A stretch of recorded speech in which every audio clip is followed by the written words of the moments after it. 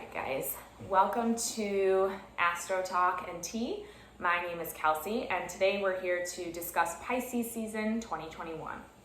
So Pisces season is going to run from February 18th until March 20th of this year. And I always like to start these discussions by giving some characteristics associated with the sign that we're looking at. So thinking of the sign of Pisces, it's the 12th and final sign of the zodiac. It's the end of the cycle. It's also one of 3 water signs and has a lot of beautiful properties to it. So the high expression of Pisces energy is extremely compassionate. It's very loving, it's very empathetic, it truly seeks to understand and to connect with people around it. Pisces energy is very much about service. A lot of times for Pisces, sometimes that service looks like or can come out as the idea of sacrifice, which can be positive or negative depending on how it's used. But also, Pisces is a deeply sensitive sign. And I mean that in 2 ways. First way being that, yes, Pisces can be, sometimes they can get their feelings hurt easily, or they take things too personally when, something that was said wasn't meant to be personal. Can be sensitive in that sense. But Pisces also is sensitive in that they are driven by what they sense, okay? And it goes beyond, we have the 5 senses, what we can see, hear, touch, taste, smell. Pisces sensing goes beyond that. They're so highly intuitive. They're so attuned to the energies that they feel around them and the emotions that are in the environment around them. So oftentimes they are sensing or picking up on a lot of things that go beyond what was said or what they heard or what they touched, if that makes sense. In addition to being deeply intuitive, they are very spiritual. So Pisces energy is all about this idea of being connected to something greater than ourselves, knowing that we are inherently part of something larger, this oneness, this interconnectedness. And so I think sometimes it can be hard for Pisces because when our souls choose to incarnate in a physical human form on Earth, sometimes the soul can experience this feeling of separation then from wherever it was before. Whereas, if we lean into Pisces energy, it really helps us to realize that we are still connected, that we're all part of this kind of cosmic oneness. So as I say, Pisces typically have a spiritual practice that's very near and dear to them. It's not necessarily religious in nature. It can be, depending on what else is in someone's chart. But really kind of this deep sense of connectedness is very Piscean. Additionally, Pisces is an extremely creative sign. So all 12 signs of the zodiac are creative in different ways. But if you were to ask me, what do I think is one of the top most creative kind of visionary signs, I would have to say Pisces is one of them. Pisces energy, it's so imaginative, it's so inspirational, it's so about fantasy and dreams, and like a lot of times the stuff that Pisces people can think up, or the art that they create, or the music that they make, like it's the things that stir our soul, that touch the deepest parts of ourselves. And that's why a lot of the great artwork and music that Pisces people have contributed is just it's so moving and it's so beautiful. But yeah, so Pisces have a great ability to inspire through the things that they create. Additionally, Pisces is what we call a mutable sign, which means it's pretty flexible, it's pretty go with the flow. I would say Pisces energy is definitely like a pacifist at heart. They like, peaceful, calm environments, and they, as I said before, like they're so loving and they feel so much for other people that like they'll sacrifice whatever of themselves just to make sure that other people are okay, other people have what they need, and to make sure that there's no like tension or drama or bad stuff happening in the environment. So they are definitely very peaceful people. So, those are some of the beautiful characteristics of Pisces as a sign. But we know that sometimes signs, there's a high vibration of energy and sometimes there's a lower vibration of energy. So when Pisces energy is out of balance, the first thing that we might start to see is a lack of boundaries. Boundaries can be a tough one for Pisces, and that is a lesson that they must learn throughout their life experiences. As I say, Pisces, they're so easygoing, they're so giving, and they're very perceptive and sensitive, as we talked about. So they're just sucking up other people's energy, other people's emotions, other people's problems, whether they do it on purpose or a lot of times they do it unconsciously, they don't mean to do it. But cultivating strong boundaries is going to be very important for a Pisces to stay balanced and for their mood to stay stable, for them not to get depressed and overwhelmed by what they're feeling around them. So it's really important too for Pisces people to make time for purposeful rest where they are totally unplugging and recharging. So during those rest times, they're in a safe space that's really comfortable. Probably they're not around too many other people. They're like getting off their phone, they're getting off their iPad, laptop, whatever it is. Like having that deep rest and recharge is very important and will help them to continue working on building stronger boundaries in their life. The second thing that Pisces energy, when it's out of balance, has to be careful of is substance abuse. So because we talked about Pisces being so, they really look for and enjoy these divine inspirational experiences. Sometimes being trapped in a human body is very hard for Pisces because they feel lonely, separate, isolated, when they know that really they're part of something bigger, they're connected to something bigger. So a lot of times, in order to escape the mundane reality of being human, they will overindulge in alcohol, in marijuana, in other types of drugs, hallucinogenics.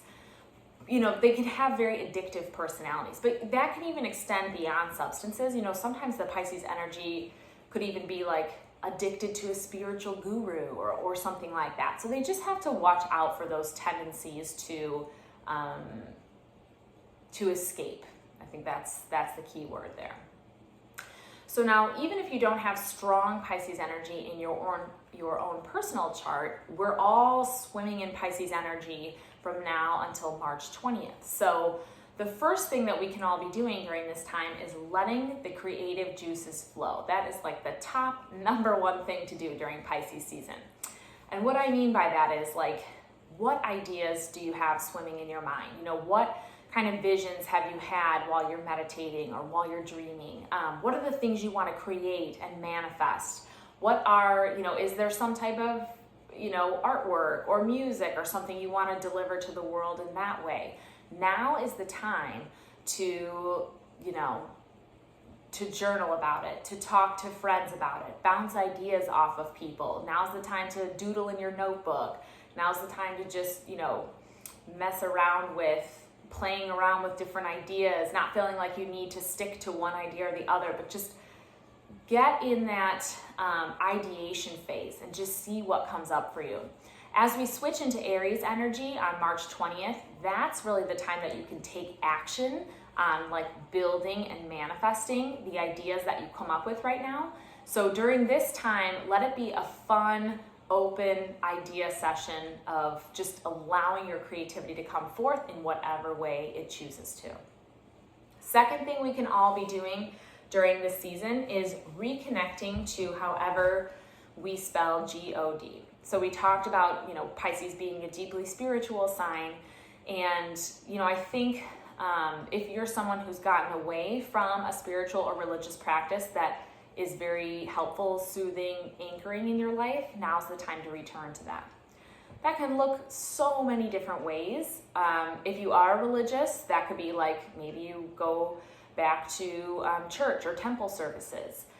If you, have gotten away from prayer, maybe that's something you re-engage in. For me, it's just I kind of believe that I have these angels all around, and so I'm just constantly talking to them, just talking to them about everything, like I would a friend or a family member. Maybe it's that. Maybe it's re-engaging in a yoga practice, a breath practice, a meditation practice. Maybe it's getting more involved with tarot cards or, however spirituality manifests in your life. Now is the time to make sure that you are paying more attention to that and really grounding down into those practices. And then last thing for Pisces season is to treat those feet, because every sign of the zodiac rules different parts of the body, and Pisces happens to rule the feet. So show your piggy some love this month. Maybe treat yourself to a pedicure, do a little at-home foot massage, ask your partner for a foot massage. This could be also think about the shoes that you wear. I'm talking to women specifically here, but are the shoes that you wear supportive of your feet, or are they causing problems with your feet? Examine your footwear, think about if you need to make changes there.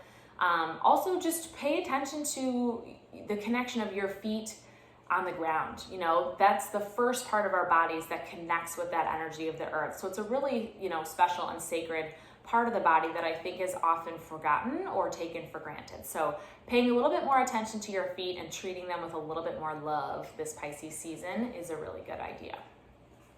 When we think about the practices that we can engage in through Pisces season, firstly, if you are someone who works with herbs, I would recommend, number one, holy basil is a great herb for Pisces season because it's an adaptogenic herb, which means that it helps to regulate and moderate stress.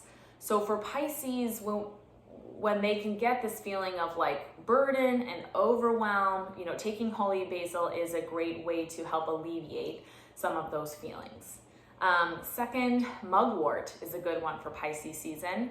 Mugwort, you can buy it dried and you can burn it, same as you would sage or Palo Santo. Mugwort is a great alternative for energy clearing of yourself, your space. Additionally, mugwort can be made into a tea, and that can be a great one for opening yourself up to the dream realm and connecting more deeply with your subconscious when you're asleep and through dreams, which is really cool. Lastly, I think marijuana is a great herb for Pisces season. The one caveat being, don't overdo it. I don't think, it's my personal opinion that people don't need to be using marijuana every single day. Obviously, every person is different, but when used in moderation, it can be a really great way to get us out of that logical left brain thinking and into that right brain space of openness and creativity and deeper connection within ourselves. So it can be great for some of those creative inspirations or insights. Again, with herbs, definitely you want to make sure that you are reading about those before you take them. Herbs can interact with different pharmaceutical medications, etc. So anytime you're going to be working with herbs, you just want to make sure and do your research first. Moving on to crystals, a great crystal to work with is rhodochrosite. Reason being that since Pisces energy is all about that compassionate love and empathy and having this really open and giving heart, if you are struggling with those things, then rhodochrosite is a great stone for you to work with in that case. Additionally, Amazonite, I don't know if I'm saying that correctly, so I might not be, but Amazonite is good for setting strong, clear boundaries. So if you are someone with Pisces energy or other energy, but really struggles with setting boundaries, work with the stone Amazonite. Carry a piece of it with you during the day. It can be very helpful for that. When we think about yoga practices, because Pisces is such a deeply intuitive sign, I really want you to be intuitive with your yoga practices this month.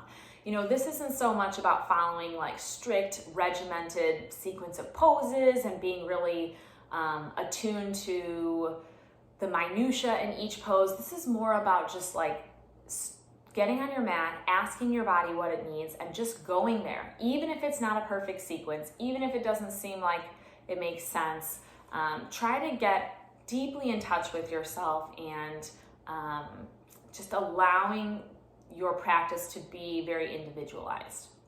Additionally, since Pisces is a water sign and water is all about flow, this can be a really good time for flow type practices if that's something that's in your repertoire.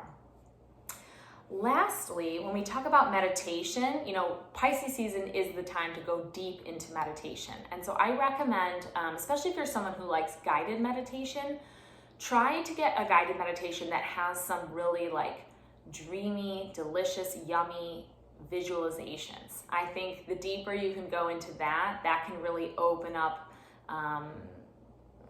your meditation practice and help you kind of anchor into that. I think it could be really enjoyable during this season.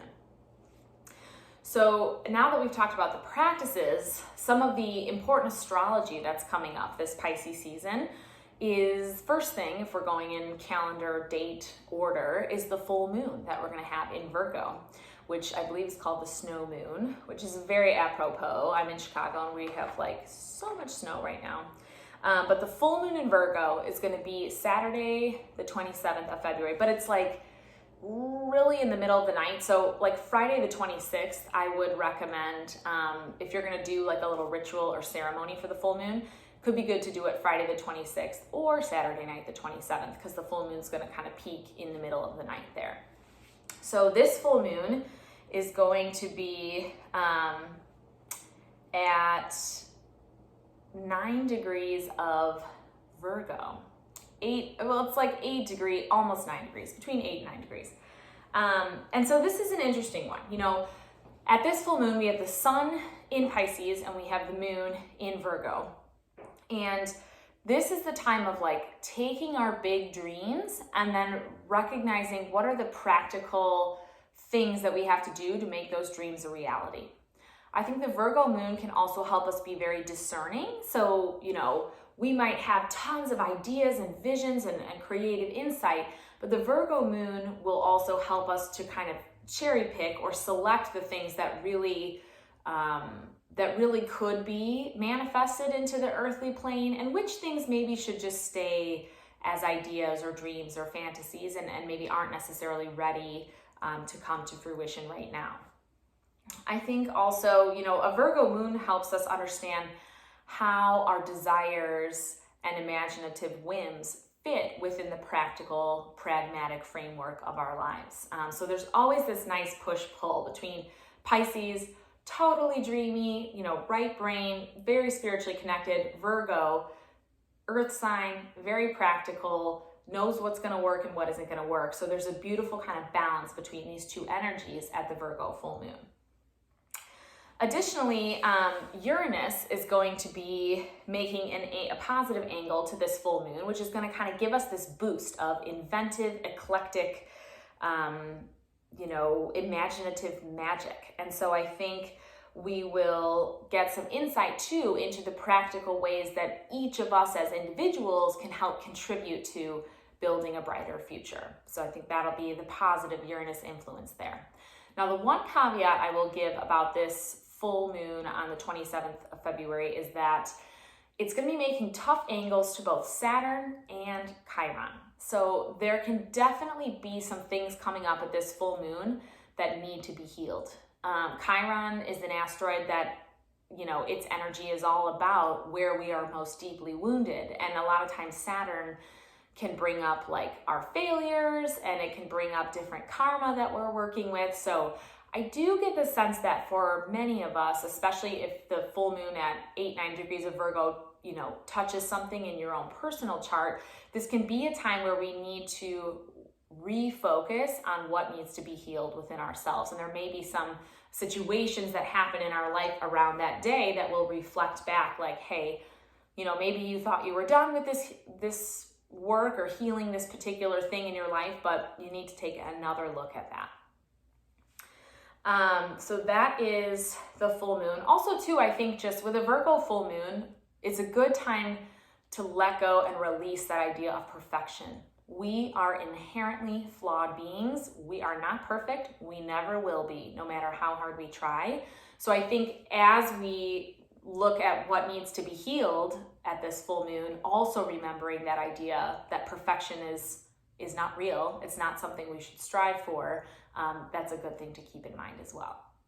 So that's February 27th, full moon. As we get to March 13th, we're going to have a new moon in the sign of Pisces. And this is at 23 degrees of Pisces. and it happens in the early morning hours of March 13th. So again, kind of that March 12th, March 13th time frame is good for setting intentions for the new moon. And just a cool thing, it's the third new moon that we have at 23 degrees, which is not that consequential. I just think it's kind of cool. But oh my gosh, this new moon in Pisces is going to be next to Neptune and Venus in the sky. And that is like so beautiful. That is the ultimate Pisces energy amplified. It's about creativity, it's about imagination, it's about love in its most pure form. So for the new moon on the 13th of March, I really want you to set intentions around, number one, love. What type of love do you have in your life? What type of love do you want to call into your life? Also thinking about the ways that you love yourself and how can you deepen the well of self-love, because that honestly is first and foremost the most important thing. It's also a wonderful time for spirituality, connection to God, or however you spell God, around that March 13th time frame. And then Saturn and Mars are making a nice angle at this new moon as well. So I think that's going to give an extra boost to our intentions. It's going to give us energy and drive and structure around those intentions, because, you know, new moon plus Neptune plus Venus, that's like so dreamy, creative, etc. But the Saturn Mars thing will help to make sure that whatever intentions we set, it's not just a beautiful idea in our mind, it's something we're really going to work toward making it happen in real life.